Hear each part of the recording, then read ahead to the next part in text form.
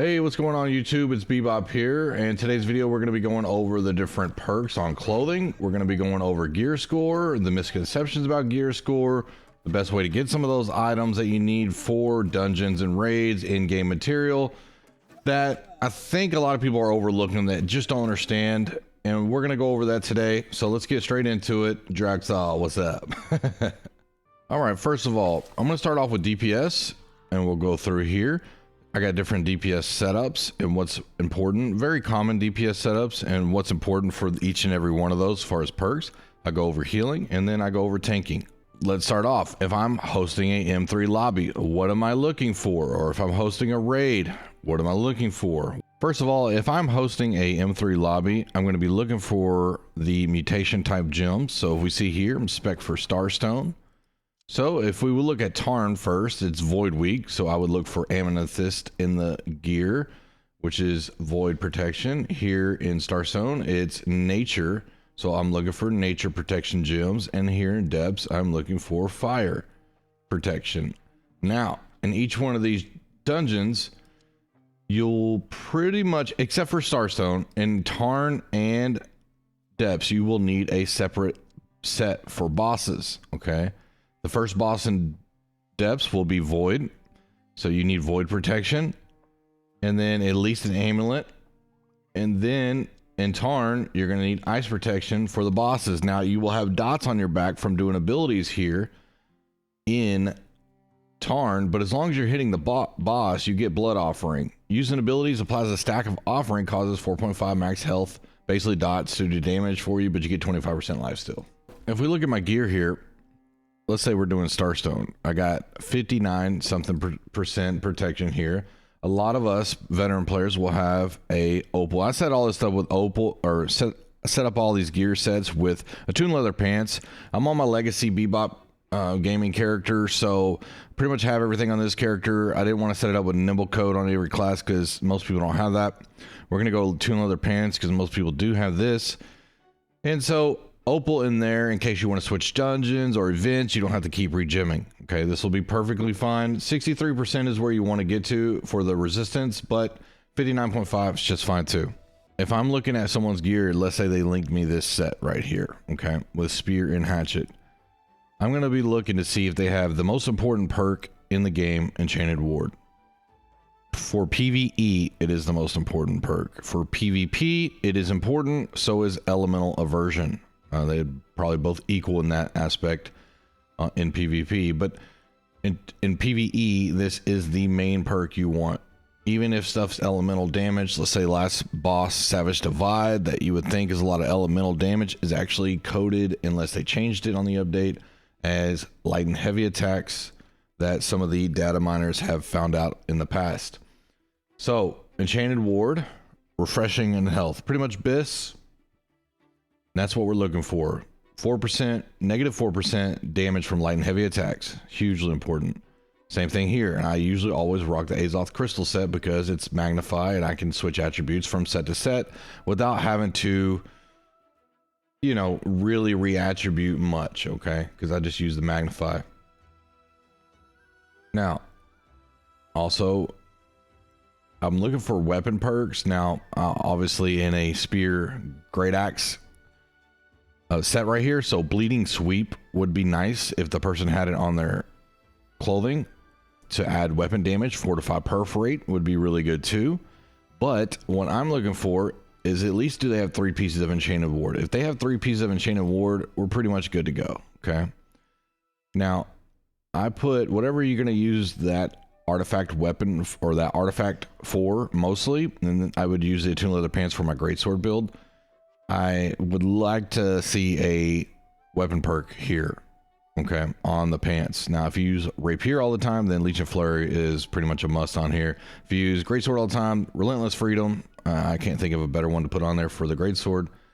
You know, if you're Hatchet, Keen Berserk, or Refreshing Torrent would probably be really good. All depends. Last piece, Enchanted Ward, Refreshing and Health. So this set's good to go. Now, do they have Nature Protection? Yes, right here, Nature. Now, for DPS, Fortify, put this on here to show you that's more of a tanking perk. You would want Empower, protection, and health for DPS. Ring, leeching, thrust, hardy, pretty much bis. Earring, you would prefer DPS to have empowering toast over healthy toast, but if they have healthy toast, refreshing toast, and nimble, hey, that's good to go too. They're going to be more self-sufficient because they'll be able to heal with mana pots also. And make sure you keep your health regen. If you do a healthy toast earring, which will give you 15% of your base health with the mana pot, keep those. And then serums. Serums are for big pools. They regenerate 400 health, 1% of your max health every 5, or 1% of your max health, 5 stamina, 2 mana per second for 20 seconds. So if we compare that with regular infused regens, that's quite a, additional amount of health, and you also get your stamina regen. So let's go to rapier. Also, when people sign up, let's say spear and great axe, I'm going to be looking to see if their stats are correct. With spear and great axe, you're going to be 350 strength. You're going to be doing more DPS this way, 25 int, and then you're going to be doing the rest in dex. Now, if they have 50 con or whatever, then okay, whatever, that's fine. As long as it's 50 or lower in an M3. People were saying, well, spear, scales with dex first. Well, yes, it does, but with the dot here, 10% base damage increase all abilities. In the final attack in the melee allied attack chain, which is the second hit for the spear, you're going to be overall doing more DPS this way. If you go up against the boss without a back, all the snake bosses, then you would like to have an additional set that switches you over to 350. That way you get the additional crit chance while empowered. Oh, guy signed up with rapier. Well, what does he have? Let's make sure he has at least 3 enchanted ward pieces, and then we can go from there. Does he have leech and flurry? If he doesn't have leech and flurry and he's a rapier guy, then I don't think he really knows what he's doing, or maybe grinding for gear, but man, that's a big liability. But it still will be just fine in most cases. Empowering toast earring right here. Oh, I like that. Nice. Very good. All right, he knows what he's doing probably. You can kind of, base that off some of the gear selection pieces. Now, people will say, I want 705 minimum gear score for the raid or whatnot. It doesn't matter. I can go in the store, and I will here before the end of the video, and show you. I can go buy a whole set of maybe 710, 715 gear, and it's pure trash. Bebop, you're pure trash, bro. It's about the weapon perks and the armor perks, enchanted ward, refreshing, damage perks, or healing from damage perks. That's what you want to see. Okay. Now on the rapier, I got this one ranked up to 625, disdain infliction, of course. And then the musket, what perks are on the musket? Okay, this is pretty much bis for musket. All right, there we go. Now if he has, desperate empower, or, some bull crap perps with no vicious or vorpal, then it's not going to do much damage. Same thing with your spear. If you don't have enfeebling skewer as a main spearman, you're doing it wrong. Now, there are certain cases in specific groups that are speed runs or whatnot, that where you can have enfeebling skewer on the clothes. You can get away with it because your tank's pretty good to go. And as long as you talk that over with them and they're okay with that, then cool. But keen, enfeebling skewer, vicious, or rogue. Okay. So you want to have a damage perk, which is vicious, rogue, enchanted, but you never want enchanted on weapons because that doesn't work on abilities. It only works on your light attacks or heavy attacks. Enchanted does. So enchanted's not really one you want to look at. Vicious or rogue. Okay. And then as we get to the hatchet, I got all the enchanted ward pieces here. It's the same set. And now I'm looking at the hatchet. Okay. He's got keen, vicious, keen berserk. That's really, really good. It's not bis. Refresh and move, vicious, keen, berserk would be bis. And best in slot is bis, in case you didn't know. But this is really good. So that's just fine. Great axe. Does he have enfeebling maelstrom? Yes. Targets hit by maelstrom are weakened 27% for 8 seconds. Huge. Okay. Keenly jagged, you don't really want to have on a weapon as a DPS because you're going to steal the keenly jagged from a tank. That's if the tank's using sword and shield DPS, and if the tank's pretty much using butcher. If he's not using butcher, doesn't care about keenly jagged, then the DPS can have it. Hey, go for whatever. Also, you want your DPS to have heart runes. Now, I wouldn't check for this. I don't really care what heart rune you're running, but I would just suggest something when you get in the lobby There's plenty of heart runes you can go with based on the dungeons. So pick accordingly. All right, great sword. Same thing. 4 pieces of enchanted ward. I got the great sword perk here, relentless freedom. And the great sword is really good to go. Now, I did the regular great sword, not serenity, just because most people aren't going to have serenity on fresh starts. But this one, as long as they have trenchant strikes, we're good to go on a great sword, okay? If it's trenchant crits, okay, that's fine too. I can live with that. It's got to be trenchant strikes or trenchant crits. You can't run this weapon without it, okay? Plague strikes is another good one. Inflicts disease, so that's really good to have on both of those. Vicious, enfeebling, maelstrom, lifesteal, perfect. We're good to go. All right, healing. Now, on the healers, I put this with lightweight.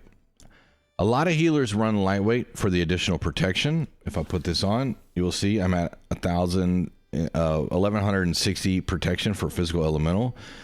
I would say if you really want to get good at healing in dungeons, you go with Toon Leather Pants. It used to be Nature's Wrath shirt, but now Nature's Wrath nerfed into the ground and no longer useful. So a Toon Leather Pants would be the next best option, but if you're more comfortable with featherweight because you're learning the game, no problem with that.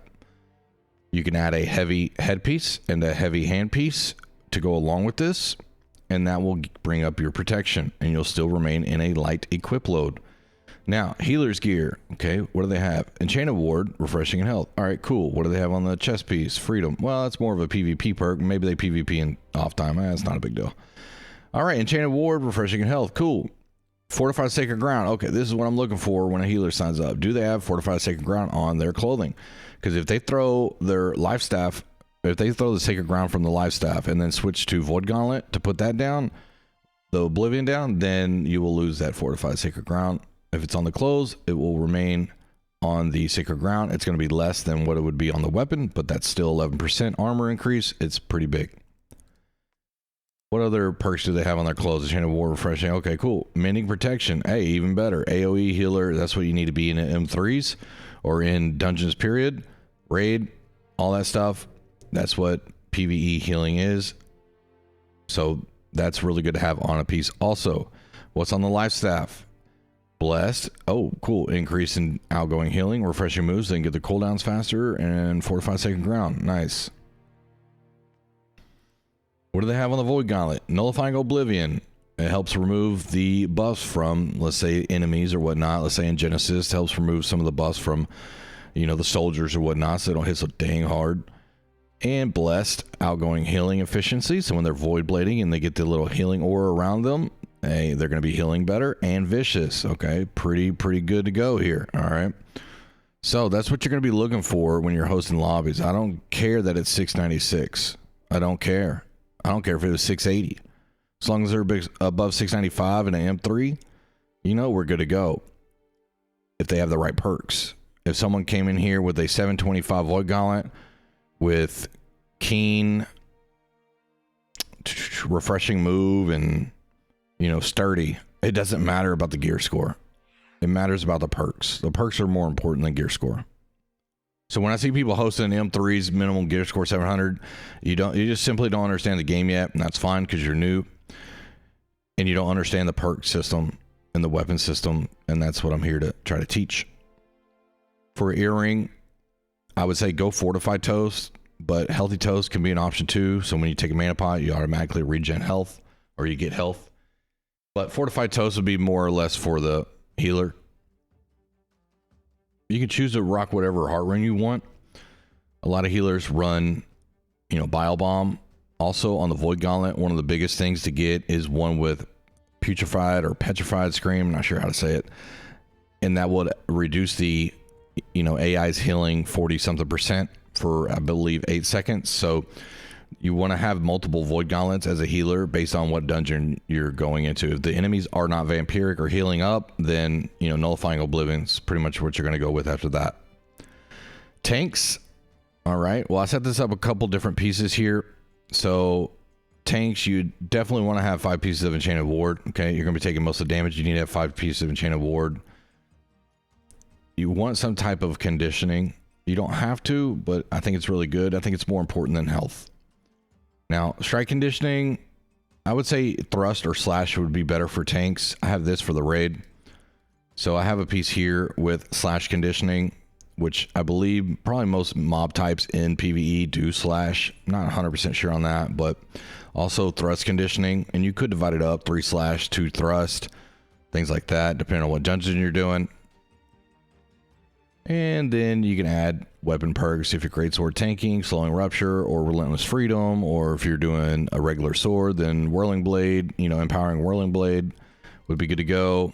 Sundering shockwave on a piece. I know on my chest piece up here for the raid for void dark plate, I have sundering shockwave, so that is another tank, you know, weapon perk piece you know put on your clothing. And strike conditioning here. Now on the sword, what I'm looking for is usually for refreshing move to get the cooldowns faster. I don't really care other than that. The meta's kind of changing right now to heavy strikes because light, you just get bumped around too much as a tank. So I'm testing this sword out right now. I have keen, refreshing move, transient strikes. You know, with a tank, with a sword, you really want to get to your third hit of the light attack chain because that's going to apply the rend. But it's very difficult to do that in dungeons and mobs. You can do it on bosses a little bit easier, but with all the getting knocked around, since you don't have grid anymore at 300 con, it's a little bit difficult.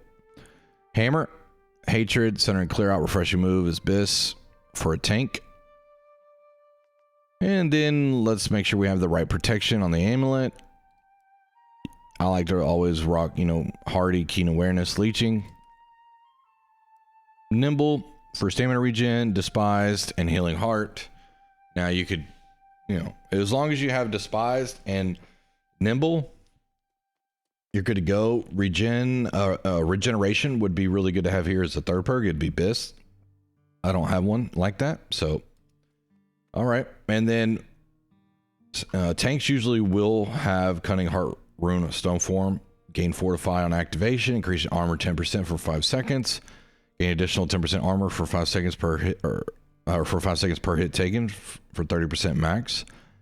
And that way, in case it's a big pool, they can pop that and have a lot of additional fortify, but you know, to go along with their defender's resolve and all that good stuff. Fortify shield rush.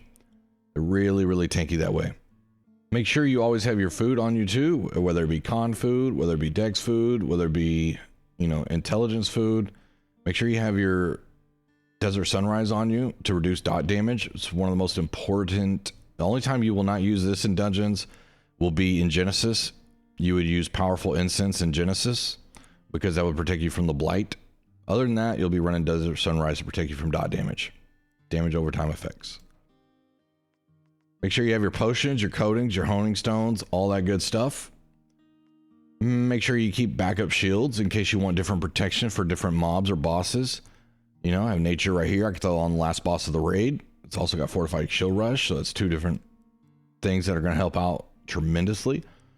Throw a shield ward if I'm going into, let's say, Glacial Tarn, where all the mobs are doing a lot of thrust. I can rock this, fortified shield rush, and enchanted ward, and shield defense. It's a really, really good shield.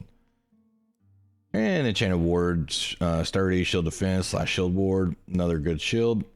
Here is the butcher. It's really good for helping keeping aggro because your bleeds are going to last 33% longer, and you're going to do and anytime it ticks on the enemies, you're going to just keep that aggro. Also for healing, before I go on that, for healing you can use a couple different rings. I think on this one for the healing I have sacred, hardy, leeching. But really, if you go with, you know, hardy, sacred, healing breeze, that could be really good. If you go with strike damage, if you're going to go with the flail instead of the void gauntlet, some flail healers like to do that. You could go strike damage, hardy, sacred, even though the flail is split damage from strike and arcane. So you can either do arcane damage or strike damage. And then right here is pretty bis for healers, void damage, hardy, sacred. That way you can do void damage with the void blade because you should be learning how to void blade. And then hardy and sacred. All right, here's some 725 pants. Now, if somebody was to sign up with these, I would just look and be like, wow, no enchanted ward, elemental ward or elemental aversion, you know, Sunringer post. And if they're not even using rapier, it's not going to matter. If they're bleed rapier, it won't matter. And it's not that big of a deal to have it. Shirking energy, hasted vigor, you know, just bad piece. But at 725, you know, it doesn't matter. It's a bad piece, and it's way too overpriced.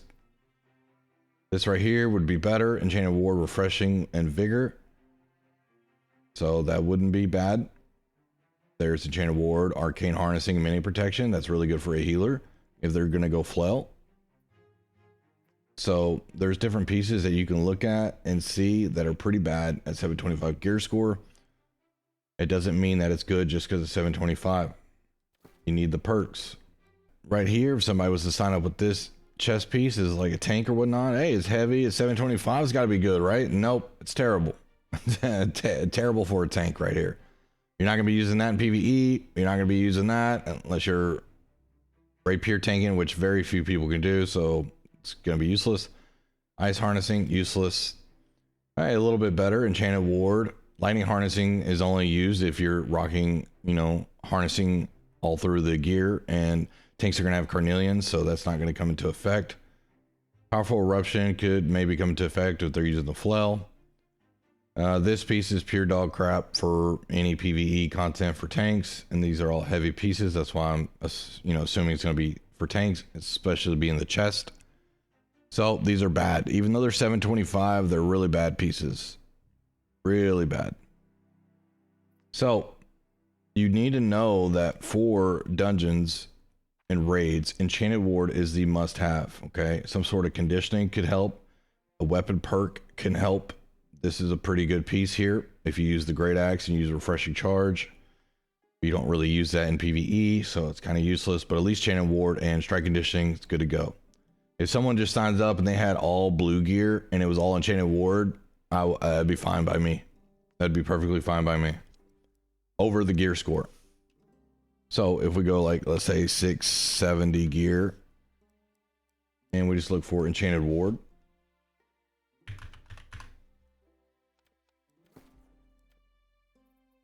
If they had all these pieces right here and signed up, that's fine as long as they're gemmed correctly. All nature gems or whatnot, if we're running Starstone, that's perfectly fine. Okay. I could actually set up a class like this and run it just fine. Same thing with this one. That's how important that perk is, y'all. So when I go to one of the best players in the game, let's say Schmeck Stream, and I say the no Enchanted Ward challenge, and he just laughs and says that's crazy. That's because it's crazy. In PvE and high level stuff, you want Enchanted Ward. I'm going to say it over and over again. Hopefully that makes sense to a lot of y'all out there. And I know if you're running dungeons, you're probably doing M1, M2s and not really getting good pieces. You need to challenge yourself to maybe get to M3s with a group. If you can find a group and everybody has their role, usually one person has the Enfeebling Secure Spear. One person and that spearman will also be set up just like this. The next person will be Bleed Rapier, and then the last one could be Greatsword or Hatchet, depending, or Evade Rapier. And that way you complement each other. You need to try to get to M3s for the challenge of it, and you might actually just find yourself, you know, enjoying the challenge of it, the fun of struggling through it, I guess you could say, maybe being a few trap runs. It could really get frustrating, but that's where you're going to get the better gear to drop and more Mutata material. You will get 750 mutation material if you open up a gold M3 chest, or the mutation chest. So if you're looking for gear in here, let's say Azoth, so you want some of the gear I just showed you earlier.